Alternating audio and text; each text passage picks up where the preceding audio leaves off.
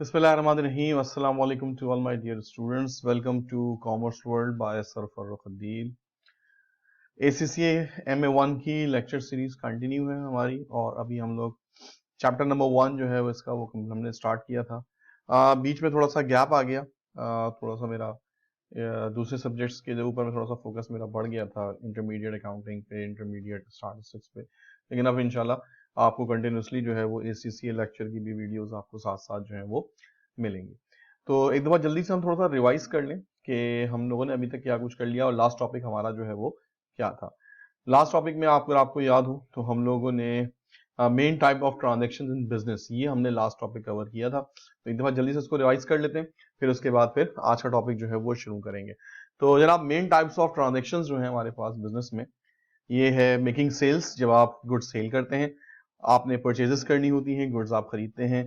इसके अलावा आपके जो एक्सपेंसेस होते हैं इनको आपने जो है वो पे करना होता है, जैसे कि आप सैलरीज पे कर रहे हैं, आप इलेक्ट्रिसिटी रेंट पे कर रहे हैं, इलेक्ट्रिसिटी पे कर रहे हैं, तो मुख्तलिफ किस्म के एक्सपेंसेस जो है वो आपने साथ साथ जो है वो पे करने होते हैं। इसी तरह से एम्प्लॉइज की पेमेंट होती है, सैलरीज में चली जाती है, लेबर की फॉर्म में जाती है, डायरेक्ट लेबर है, इनडायरेक्ट लेबर है। इसको हम आगे चलकर काफी डिटेल में डिस्कस करेंगे कि एम्प्लॉइज को किस तरीके से जो है वो पेमेंट्स जो है वो दी जाती हैं। और उसके अलावा आप जो है वो नॉन करंट एसेट्स वगैरह जो है वो परचेज कर रहे होते हैं, जैसे कि हम बात करें तो आपके फर्नीचर हो गए, मशीनरीज हो गई, प्लांट हो गए, आपके प्लांट एसेट्स हो गए, इक्विपमेंट्स हो गए जिसके अंदर कंप्यूटर्स वगैरह आ जाते हैं। तो ये सारी चीजें हम इसमें परचेज कर रहे होते हैं। फिर आपको एक क्वेश्चन कराया था कि इनमें से कौन सा ऐसा शख्स है, पर्सनल को हम ऑब्वियसली एम्प्लॉई कहते हैं, is an organisation not involve in purchase of material. तो इसमें से हमने कहा था कि जनाब क्रेडिट कंट्रोलर जो है ये हमारा जो है वो बेसिकली लायबिलिटीज को जो है वो देख रहा होता है, सप्लायर्स को देख रहा होता है और हमारे रिसीवेबल्स को देख रहा होता है। तो इसको हम जो है वो क्रेडिट कंट्रोलर को उसमें शामिल नहीं करते।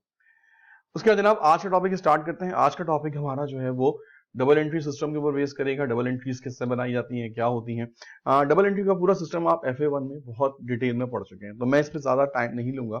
सिर्फ आपको उसकी कॉमन डबल एंट्रीज जो कि हमें आगे बनानी है उन पे हम फोकस करेंगे और फिर इसको क्विकली जो है वो आगे बढ़ जाएंगे, क्योंकि ये चीज आप बहुत डिटेल में जो है वो FA1 के अंदर, या फिर अगर आप इंटरमीडिएट से होते हुए आ रहे हैं तो आपने इंटरमीडिएट अकाउंटिंग के अंदर बहुत डिटेल में जो है वो आपने पढ़ी हुई है, तो इस पर हम ज्यादा टाइम नहीं लगाएंगे। तो इसको जल्दी से जल्दी आप पढ़ते हैं। The basic principle of double entry book keeping is that every debit entry must be corresponding credit entry. ठीक है जी, डबल एंट्री का मतलब यही होता है कि जब हम किसी ट्रांजेक्शन को रिकॉर्ड करते हैं तो इसकी एक एंट्री हम रिकॉर्ड करते हैं डेबिट साइड पे और इसकी दूसरी एंट्री हम रिकॉर्ड करते हैं क्रेडिट साइड पे।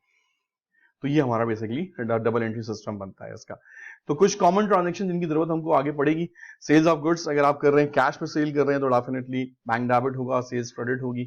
और अगर आप क्रेडिट पे सेल्स कर रहे हैं तो रिसीवेबल्स डेबिट होंगे और सेल्स क्रेडिट होगी।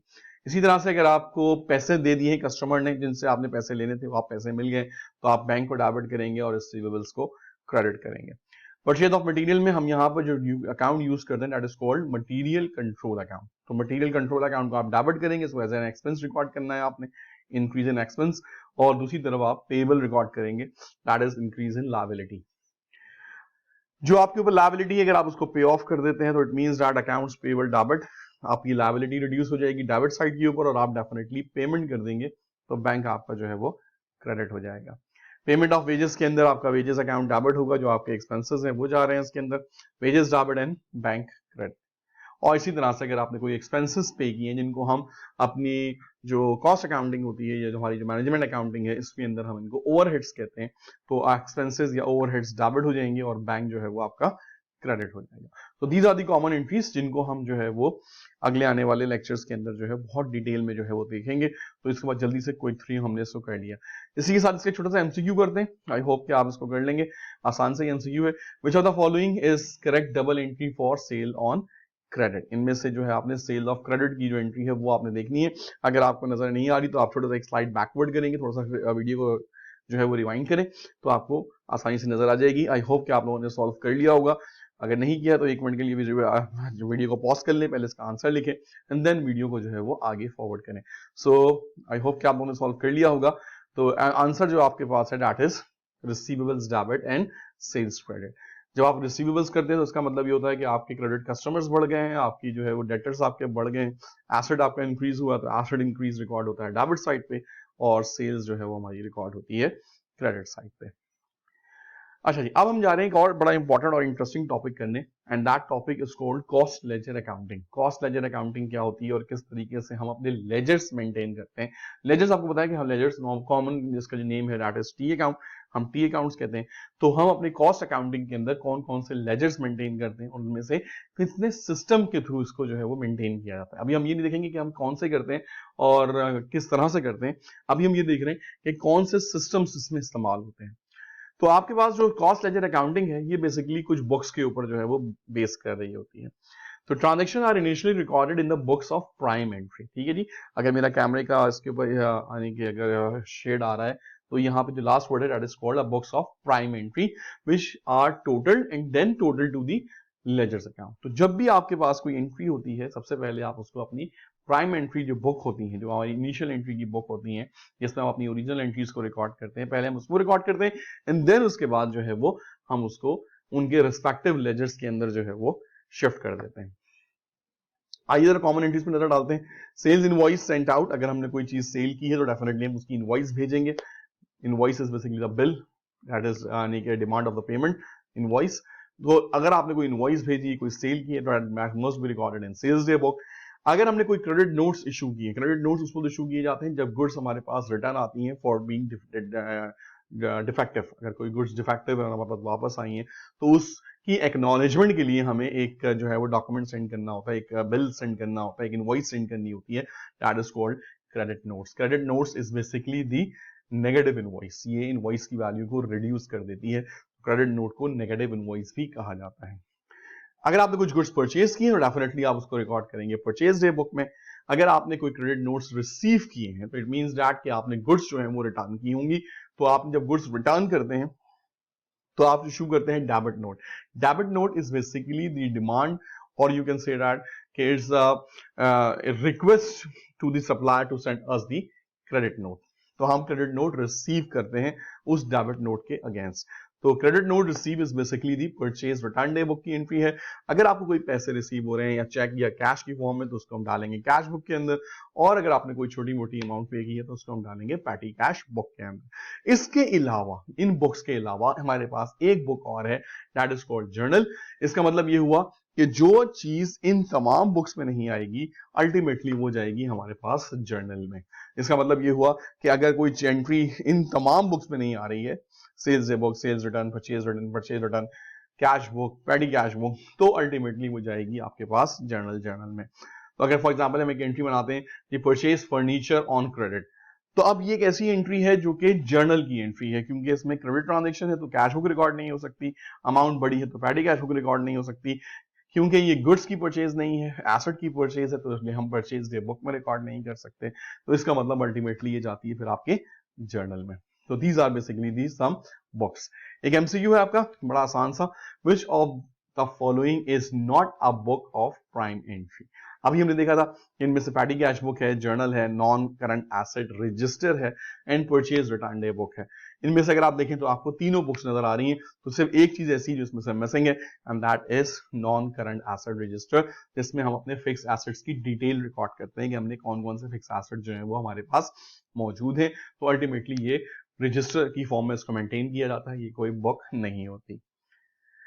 कॉस्ट लेजर अकाउंटिंग में हमारे पास दो मेन सिस्टम है जिसके ऊपर हमने काम करना होता है। एक सिस्टम कहलाता है इसका इंटीग्रेटेड सिस्टम। इंटीग्रेटेड सिस्टम एक ऐसा सिस्टम है जो हमारे पास दो मेन कॉस्टिंग के फंक्शंस हैं, फाइनेंशियल अकाउंटिंग जो एक्सटर्नल रिपोर्टिंग के लिए यूज होता है और कॉस्ट अकाउंटिंग जो कि इंटरनल रिपोर्टिंग के लिए यूज होता है। इन दोनों को कंबाइन करके एक ही सिस्टम बनाया जाता है, यानी उनके लेजर्स एक साथ एक ही बुक में मेंटेन किए जाते हैं, एक ही सॉफ्टवेयर में मेंटेन किए जाते हैं। तो that system is called integrated system. ये ज्यादातर ऐसी जगह पर इस्तेमाल होता है जहां पर मैन्युफैक्चरिंग और ऑफिस वर्क एक साथ हो रहा होता है। अक्सर हमने देखा होता है कि जनाब कंपनी का हेड ऑफिस कहीं और होता है और उसकी जो मैन्युफैक्चरिंग या उसकी जो मैन्युफैक्चरिंग साइट होती है, उसकी जो फैक्ट्री होती है वो कहीं और होती है। तो अल्टीमेटली जो हमारी फाइनेंशियल ट्रांजेक्शन्स होती हैं, जो हमारी फाइनेंशियल जो रिकॉर्डिंग होती है वो हेड ऑफिस में हो रही होती है, और जो हमारी मैन्युफैक्चरिंग ट्रांजेक्शन्स होती हैं या जो हमारी फैक्ट्री ट्रांजेक्शन्स हो रही होती हैं वो रिकॉर्ड हो रही होती हैं हमारे पास जिसे आप कहते हैं फैक्ट्री के अंदर रिकॉर्ड हो रही होती है। तो ये दोनों सिस्टम अलग अलग काम कर रहे होते हैं। तो जब ये अलग अलग काम कर रहे होते हैं तो इसको कहा जाता है interlocking system. Interlocking system has a separate cost ledger for the cost accounting function and separate financial ledger for the financial accounting system। तो हम एक तरह से दो अलग अलग सेगमेंट्स तैयार कर लेते हैं और उन्हीं सेगमेंट्स में रहते हुए हमने फिर काम करना होता है। तो इंटरलॉकिंग सिस्टम को हम सेपरेट लेजर्स के थ्रू करते हैं, सेपरेट अकाउंट्स बनाते हैं, जबकि इंटीग्रेटेड सिस्टम के अंदर हम एक ही सॉफ्टवेयर के अंदर, एक ही बुक के अंदर जो है वो तमाम ट्रांजेक्शंस को रिकॉर्ड करते हैं। तो आपने आई होप कि समझ में आ गया कि दोनों का सिस्टम। एक छोटा सा इसमें वैल्यू देखते हैं, कंप्यूटराइज सिस्टम्स क्या होते हैं। कंप्यूटराइज सिस्टम्स या कंप्यूटराइज अकाउंटिंग सिस्टम, आजकल आपको बताइए कि आईटी का दौर है और इतने फास्ट सॉफ्टवेयर्स बन रहे हैं और अब हम आर्टिफिशियल इंटेलिजेंस की तरफ जा रहे हैं। और आजकल एक बहुत बड़ी डिबेट भी चल रही है कि जनाब क्या फ्यूचर में एआई जो है वो अकाउंटेंट्स को भी जो है वो रिप्लेस कर देगी और इतने एफिशिएंट सॉफ्टवेयर, इतने एफिशिएंट सिस्टम्स आ जाएंगे कि आपको उसमें ह्यूमन इंटरेक्शन की भी जरूरत नहीं पड़ेगी। तो ये भी एक बहुत बड़ी डिबेट चल रही है। तो computerise accounting systems, they are much more powerful, they are much more capable of holding large amount of data, they are much more good in giving the correct information, they are much more accurate in giving the correct information। Systems में errors को identify करना बहुत आसान हो जाता है। लिहाजा जब तक मैनुअल अकाउंटिंग होती थी तो हम बहुत सारे एरर्स जो थे वो एक्सपेक्ट करते थे, लेकिन अब जैसे जैसे हम कंप्यूटराइज सिस्टम्स की तरफ गए तो हमने बहुत सारे एरर्स को, बहुत सारी चीज़ों को इतना एफिशिएंट बना दिया है सिस्टम्स को कि वो एरर्स होने से पहले ही जो है वो उसके इतने चेक्स एंड बैलेंस लगा दिए जाते हैं कि वो एरर जो है वो होता ही नहीं है। तो a computerized accounting system will allow much quicker and more accurate entries to the accounting systems। All business now use some form of computerized accounting। किसी ना किसी तरीके से कोई इसको एक्सेल पे मेंटेन कर रहा है, कोई इसको किसी छोटे सॉफ्टवेयर पे, कोई बड़े सॉफ्टवेयर पे, पीच ट्रीज हो गए आपके पास, क्विक बुक हो गया आपके पास, और इसमें चले जाएं तो ऑरेकल फाइनेंशियल हो गया, और थोड़ा बड़ा कर लें तो ईआरपीज हो गए। तो इसमें से आपने अपने तकरीबन तमाम के तमाम अकाउंटिंग सिस्टम्स जो हैं वो आपने कंप्यूटराइज फॉर्म में जो है वो रिकॉर्ड कर लिए हैं। In full ledger computerise accounting system, computer system will normally maintain the following. इसमें आपके पास जो जो चीज़ें होती हैं उसमें आपके पास जर्नल्स और मेन लेजर्स होते हैं।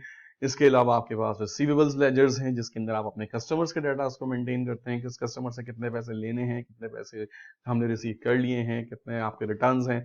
पेबल्स लेजर के अंदर हम अपने सप्लायर्स के अकाउंट्स मेंटेन कर रहे होते हैं, कौन कौन से सप्लायर्स हमने रिकॉर्ड कर लिए हैं, कौन कौन से पैसे हमने देने हैं, किसके ऊपर कितनी क्रेडिट लिमिट है, किसकी कितनी जो है वो रिटर्न्स हैं, पेमेंट्स ड्यू डेट्स कब हैं।